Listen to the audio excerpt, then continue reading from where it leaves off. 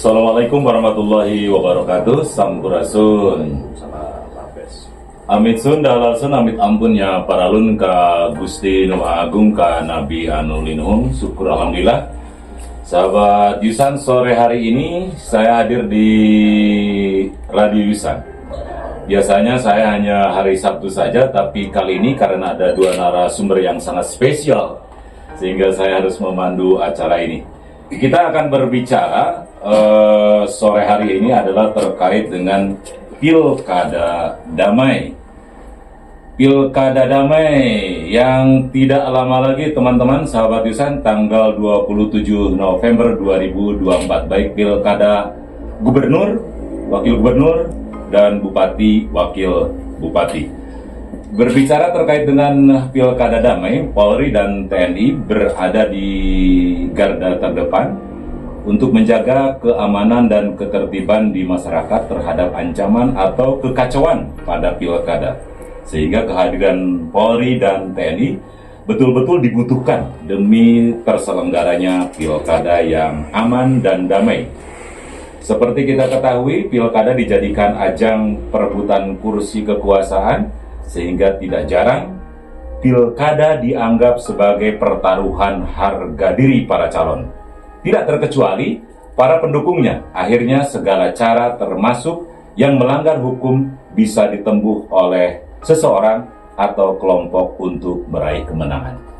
Nah, berbicara terkait dengan hal tersebut, di studio telah hadir dua narasumber top markotop. Saya harus mengatakan top markotop. Pertama adalah Kapolres Sumedang, AKBP Joko Dwi Harsono.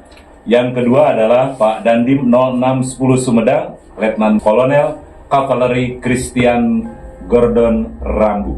Selamat sore Bapak-bapak. Selamat sore. Selamat sore. Ya.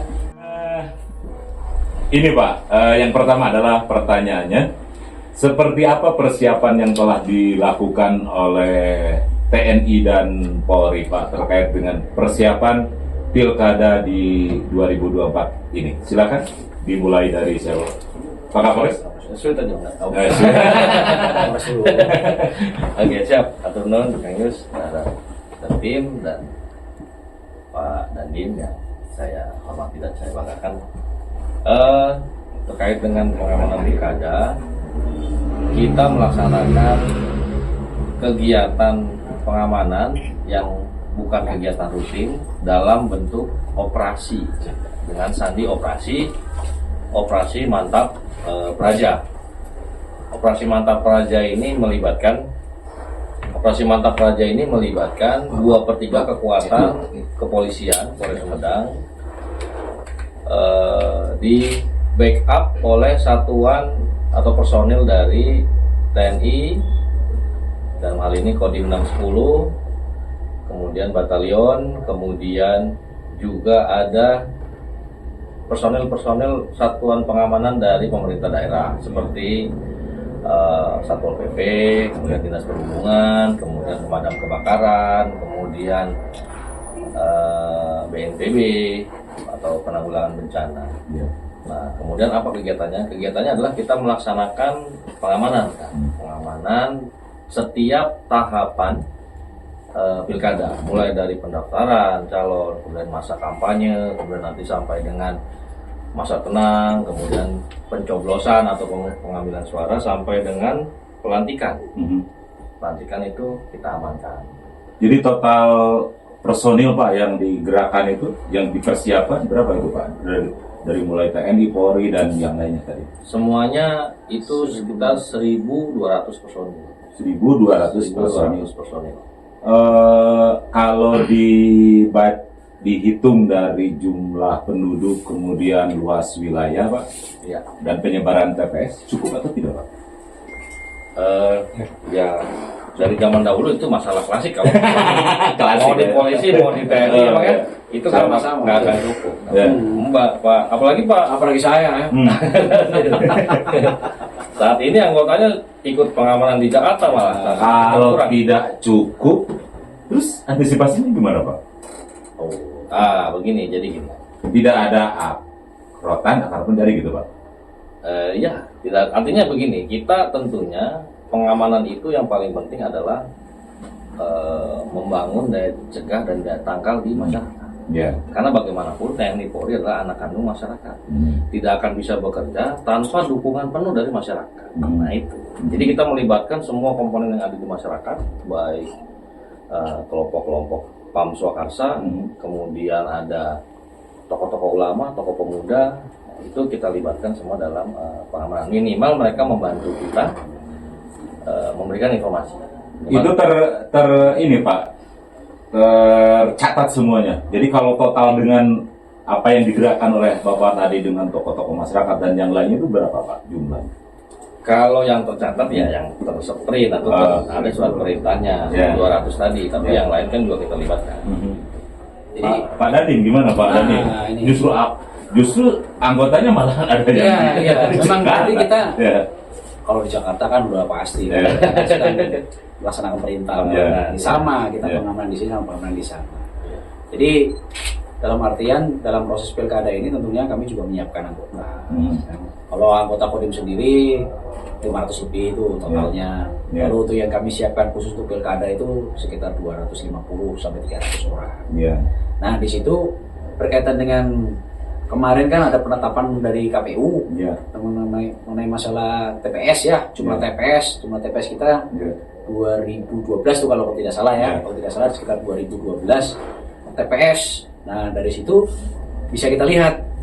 Nah selain pengamanan yang dilaksanakan dari TNI Polri tadi disebutkan dari Bapak Kapolres, ada sekitar 1.200-an.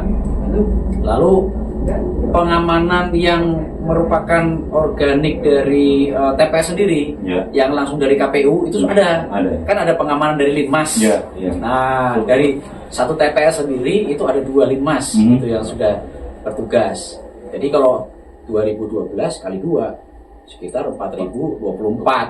Untuk 4.024 itu yang Linmas yang bertugas di TPS, belum terhitung Linmas yang ada di PAM Swakarsa yang ada di desa ketika nanti naik kan dari TPS, dari KPPS, ke PPK, kecamatan, habis itu ke kabupaten. Nah itu luar biasa. Jadi jangan lihat nilai ataupun angkanya, tetapi yang pengen kita lihat adalah kita bangun adalah kesadarannya. Nah itu yang paling penting disebutkan Pak Kapolres.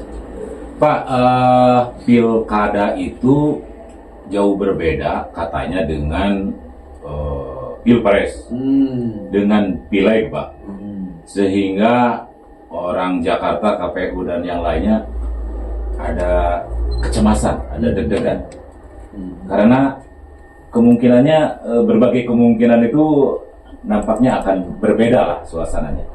Pak Kapolres, Pak Dandim, Pak Kapolres mengalami hal yang sama nggak terkait dengan keamanan, ada sedikit was-was? Was-was, keamanan. Saya kira malah kalau pilkada ini masyarakat jauh lebih tenang. Mengapa? Kabupaten Sumedang kan ada 4 calonnya. Calon bupati, calon wakil bupati, 4. Dari keempatnya ini semua sudah dikenal sama masyarakat. Jadi masyarakat karena sudah mengenal keempat-empatnya, berarti cenderung ini saudara kita semua. Kita akan coba langsung undang pendengar nih Pak. Barangkali ada pendengar yang ingin menyampaikan pertanyaan. Boleh silahkan di nomor 081223 867168, itu nomornya ya. Atau teman-teman bisa juga sahabat Yusan menyampaikan pertanyaan di nomor Yusan ini, nomor Yusan ya, 0812335927. Pak, kalau diperkirakan, diprediksi dari 26 kecamatan di Sumedang itu yang diperkirakan agak rawan di mana itu Pak? Rawan dari keamanan. Justru kalau kami melihatnya kerawanannya itu adalah kerawanan bencana ini sebenarnya. Bisa artinya bencana alam ya. Bencana alam ya. Walaupun udah musim kemarau Pak sekarang. Kemarau atau kebakaran. Paling juga kekeringan ya. Bisa aja. Atau gini aja pertanyaan saya. Aparat yang paling diplot paling banyak di mana itu Pak? Kalau diplot paling banyak tentunya di tempat yang TPS-nya paling banyak. Karena itu personel pengamanan yang banyak juga. Mhm. Sementara kalau kantong-kantong massa ya kondusif sih sebenarnya. Berarti yang diplot paling banyak itu karena TPS-nya banyak di kota, kemudian di daerah Jatinangor, Pak ya? Iya, Ya penduduknya banyak lah. Bukan karena kerawanan, tapi karena jumlah TPS dan penduduknya Iya. banyak, Pak ya? iya. Iya. Saya luruskan ya, luruskan. Mungkin karena kerawanan juga, Oh. karena orangnya banyak, mungkin rawan sendal hilang, dompet hilang. Hilang ya. Ya itu. Polisi tentara itu kan nggak bisa milih ya, Pak ya? Iya. Nah, Bapak, Pak Dandim dan Pak Kapolres bisa netral, tapi yang di bawahnya gimana Pak agar tidak memihak ke salah satu pasangan? Mantaunya, mengawasinya, barangkali ada di antaranya staf Bapak yang tidak netral. Oh, itu kan jelas ya. Hmm. Kalau sudah dikasih tahu, diberitahu, kita kan sudah perintah pimpinan itu sudah jelas. Hmm. Dari atas A, bawah A. Hmm. Atas yang netral, kita di bawah netral. Yang bisa milih kan keluarga ya, Hmm. bisa milih mangga PNS, Ya. ASN, Ya. bisa milih. Hmm. Nah, yang penting tidak ikut kampanye itu tetap tak usah lah kan. Kita berandai-andai, andai ada aparat yang tidak netral, apa sanksi yang akan diberikan oleh Pak Kapolres Pak Dandim terhadap anak buah Bapak? Itu ada Hmm. ada sanksinya, sudah disebutkan. Mhm. Ya ada yang ditegur. Pertama pasti teguran itu paling pertama itu paling Iya. mudah itu. Yang kedua kalau memang dia istilahnya dia kan kelihatan ya netralitasnya sampai mana. Ya. Kan kalau misalnya dia benar-benar kelihatan sampai menyuruh-nyuruh sampai ke bawah-bawahnya atau mempengaruhi betapa banyaknya. Kalau dia cuma sendirian mah ditegur cukup. Tapi kalau dia sampai mempengaruhi banyak ya jelas dia sampai dihukum, udah pasti ada ancamannya, ada sanksinya. Itu sudah kewajiban lah, kan nggak ada, Pak. Jadi kalau saya rasa sama ya kami di Polres ya sama mungkin dengan di Kodim, kita punya mekanisme pengawasan Kak. Ya. Jadi secara hukum legalitas memang kami tidak punya hak memilih dan pilih. Itu udah pasti, itu harus dipegang teguh. Ya. Kemudian kita punya mekanisme pengawasan baik internal maupun eksternal. Ya. Kayak di Polres itu ada seksi pengawasan, kemudian ada seksi propam, sama dengan di TNI ada Subdepom di sini. Iya, betul. Itu secara internal. Kemudian secara eksternal itu kita juga diawasi. Ada ombudsman, Ya. ada Komnas HAM, kemudian juga kalau di ini Kompolnas, kalau di kepolisian, Ya. gitu ya. Iya. Kemudian juga ada komisi-komisi di DPR yang Betul. mengawasi kinerja Pengawasan. kita. Selain itu juga masyarakat secara teknis atau secara simultan bisa mengawasi kita. Kalau ada masyarakat yang tahu, wah ini Pak Dandim kok Berpihak. Iya berpihak, atau Pak Kapolres kok cipika-cipiki Iya. gitu kan dengan ini. Bisa langsung di ini. Apalagi sekarang zamannya viral-viralan. Gitu. Jadi kita insya Allah kita jaga. Dan sanksinya adalah tadi yang disampaikan oleh Pak Dandim, mulai dari sanksi berupa disiplin, etik maupun sampai tindak pidana. Iya. Andai masyarakat menemukan ada aparat yang tidak netral, Pak, kemana itu harus laporin? Ya lapornya ke siapa, aparat mana? Kalau Katakanlah polisi, Pak, polisi, itu lapornya kemana itu, Pak? lapornya ya ke Polres. Ke Polres. Di situ nanti akan ditindaklanjuti oleh seksi propam namanya. Tapi biasanya masyarakat takut ya untuk Oh lapor. gitu, iya. Kalau takut bisa lewat radio, mungkin Kang Jus bisa nanti disampaikan. Ini rahasianya dijamin atau enggak gitu kan, bisa saja gitu, Pak. Ya pasti kita jaga. Kalau Pak Dandi, kalau andai ini mudah-mudahan tidak ada, dah. Sama. Mudah-mudahan tidak ada. Ada kan kita Ya. kan kemarin seperti kemarin ada pos namanya pos pengaduan. Mhm. Pos pengaduan netralitas itu ada kita bikin di Kodim, bahkan di tiap Koramil tuh ada. Jadi kalau misalnya ada aparat mungkin yang melihat ada miring-miring gitu kan, Ya. membantu sehari. Kalau kita bantu semua gitu loh. Kalau misalnya ada bencana alam, masa misalnya contoh nih, Ya. ada yang kampanye, Ya. tiba-tiba gempa bumi, gempa bumi ada kecelakaan, masa kita nggak bantu? Terus dibilang, wah itu nggak netral, dia bantu orang kampanye, padahal itu kemanusiaan. Nah itu jangan sampai kita nggak mau kayak gitu tuh. Nah tapi kalau pos pengaduan netralitas ada di Koramil Ayah, di Kodim Ayah, mangga Jadi jangan khawatir ya, terutama ini untuk pasangan calon bupati dan wakil bupati. Betul. Tadi sudah ada statement yang disampaikan oleh Pak Kapolres dan Pak Dandim. Aparat berada di posisi tengah-tengah, Ya. alias netral, Pak ya. Iya, Kalau kata Aristoteles itu, Ya. virtustat in medio, bahwa kebijaksanaan berada di jalan tengah. Nah, kami menjunjung tinggi kebijaksanaan. Kamu kurang Sunda, Pak. Kamu kurang Sunda, Pak. Dan di ujung telepon sudah ada yang masuk. Halo, selamat sore. Assalamualaikum. Waalaikumsalam, selamat sore Pak. Dengan siapa? Saya dari saudara Pak Cahya dari Desa Sukasari. Pak Cahya, Sukasari mana, Pak? Pemulihan? Sukasari, Kecamatan Sukasari. Oh, Kecamatan Sukasari. Boleh. Silakan, Pak. Pak Cahya, pertanyaannya apa, Pak? Saya mau bertanya Pak, kalau misalkan dulu tuh TNI Polri yang berseragam suka terlihat ya Pak, Ya. tapi sekarang kalau misalkan ada kampanye itu suka tidak terlihat, akan tetapi terlihat tapi jauh gitu Pak. Terus saya mau bertanya, kalau misalkan ada kerusuhan di tempat kampanye, tugas TNI Polri seperti apa gitu? Satu lagi Pak, Ya, boleh. untuk di TPS, kalau misalkan di TPS Ya. nanti ada kerusuhan juga Pak ya, kan TNI Polri itu harusnya netral. Ya. Cuman kalau misalkan ada kerusuhan, harusnya harus seperti apa gitu TNI Polri? Oke. Gitu. Oke. Eta unggul Pak Cahya.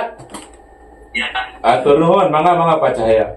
Dulu Pak Dandim, Pak Kapolres katanya ketika kampanye itu aparat itu berpakaian seragam berbaur langsung, tapi sekarang ada jarak.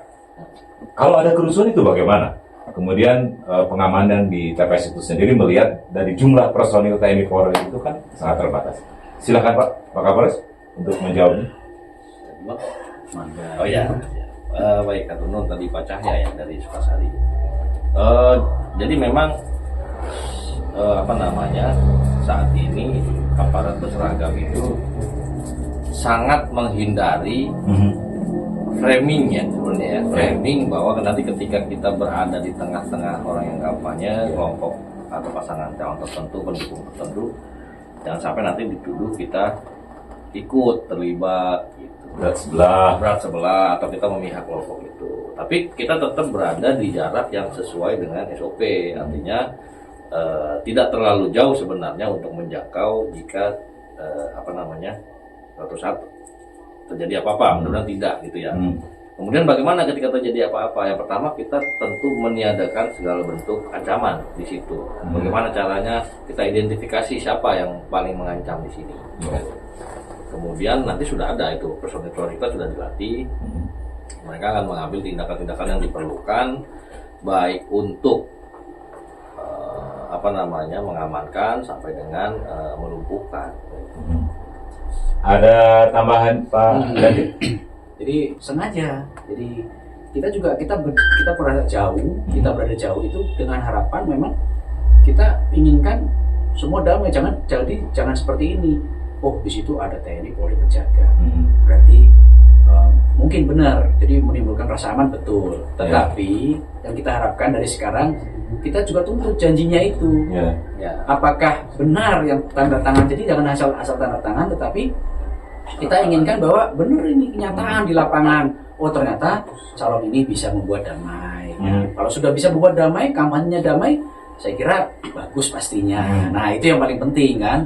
Itu yang paling kita inginkan. Lalu juga tentunya kita sekarang yang kita berdayakan adalah preventif. Ya.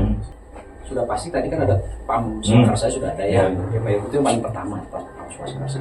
Ketika sudah tidak bisa lagi, itulah memang sudah ada kewajiban bahwa kita semua, kalau yang namanya kemanusiaan, kan kemanusiaan ya, ada konflik, ada yang terluka pasti, kerusuhan, kericuhan, kita tidak mau membesar, itu sudah pasti tugas kita untuk membuat rasa aman dan nyaman. Jadi tenang saja. Hmm. Kita dari jauh, kita tetap monitor, kita juga wanti-wanti, kita preventif. Ketika ada kampanye kita juga harus beritahu tim sukses. Ayo bikin yang baik, bikin yang bagus.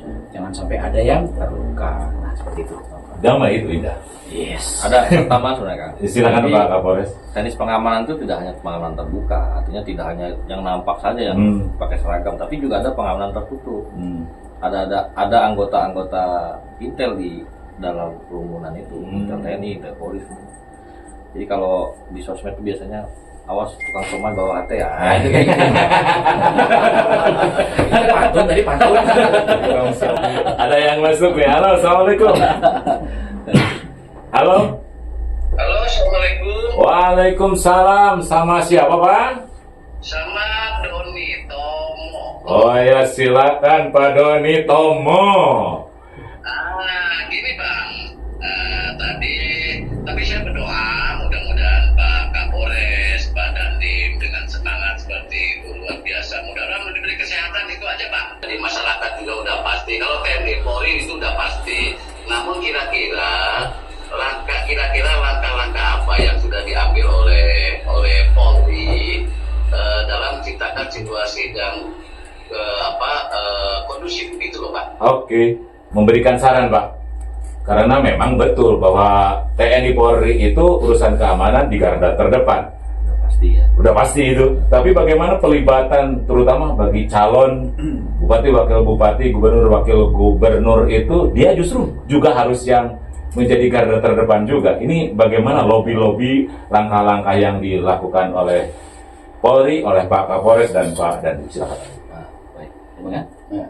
Jadi sudah dilakukan ya, memang kan sudah ada deklarasi tadi yang disampaikan oleh Pak Dandim. Ya. Jadi kita semua para peserta, para penyelenggara, kemudian aparat keamanan itu sudah berkomitmen untuk menjalankan kegiatan pilkada ini dengan damai. Itu deklarasi yang harusnya komitmen yang harus dipegang. Ya.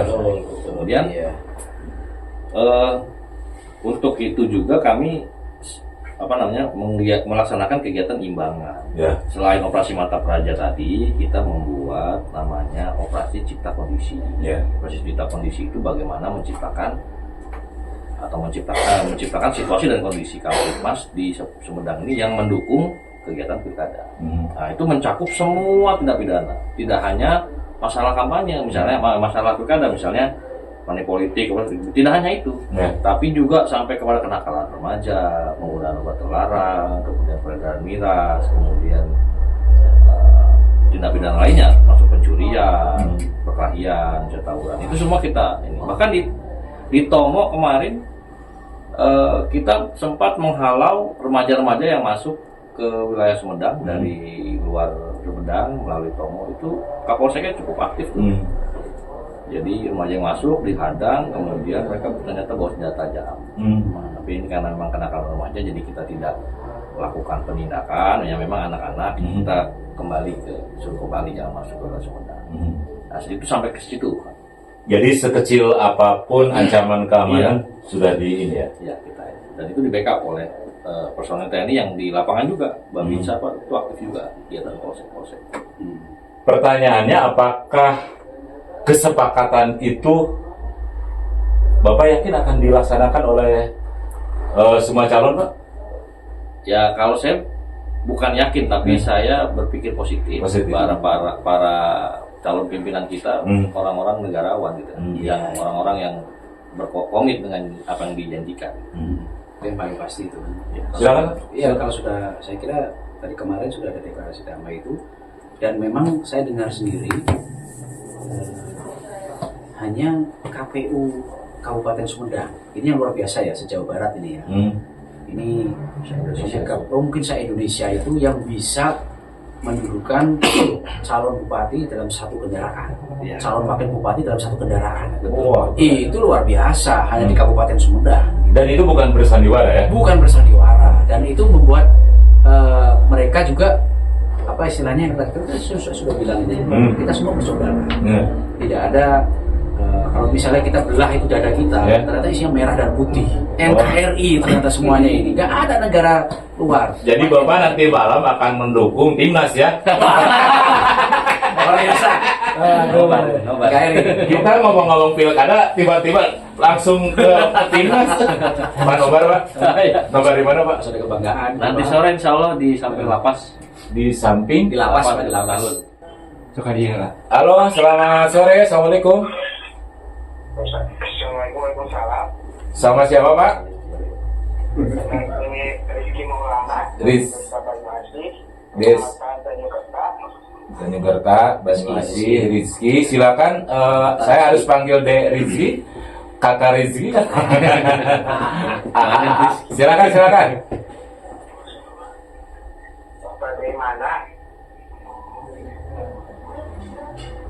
Bagaimana apa? Bagaimana? Money politik lapor kemana, Pak? Oh iya. Itu saja? Ya, itu saja, Pak. Baik, terima kasih Rizky. Money politik harus lapor kemana? Dari Tanjung Kerta.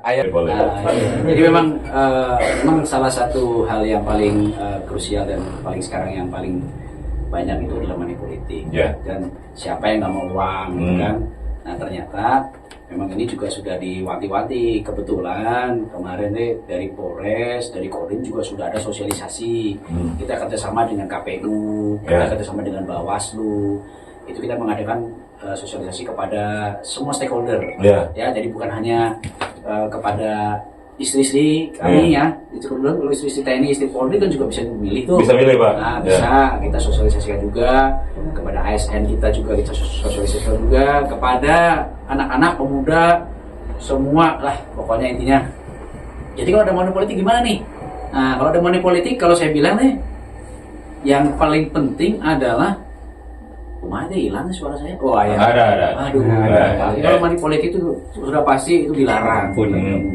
Lapornya kemana? Laporan ke Bawaslu. Di kecamatan ayah Resa, ayah Panwaslu, ayah Panwasca. Ya. Jadi ini silakan mangga kalau ada yang money politik lapor langsung saja, tidak masalah ya. Dan nanti akan diproses oleh Panwas. Pasti sudah ada prosesnya, sudah ada prosesnya dari Panwas. Ya. Yang dari the power of emak-emak belum ada yang nelfon ya?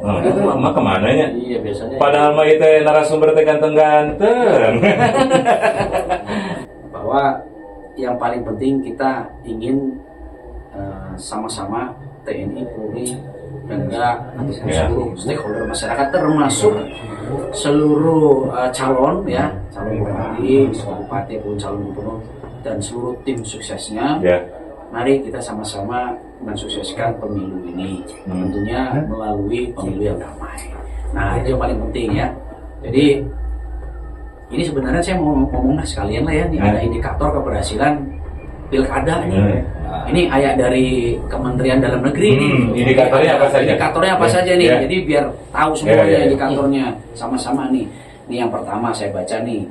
Berlangsungnya aman, lancar, sesuai aturan yang berlaku. Nomor satu ya. Itu aturan berlaku. Aturannya ada lewat KPU, ada Bawaslu, keamanan dari TNI Polri dan juga Pamswakarsa dan Pemda juga. Ini paling penting itu yang nomor satu. Yang nomor dua, partisipasi pemilih tertinggi.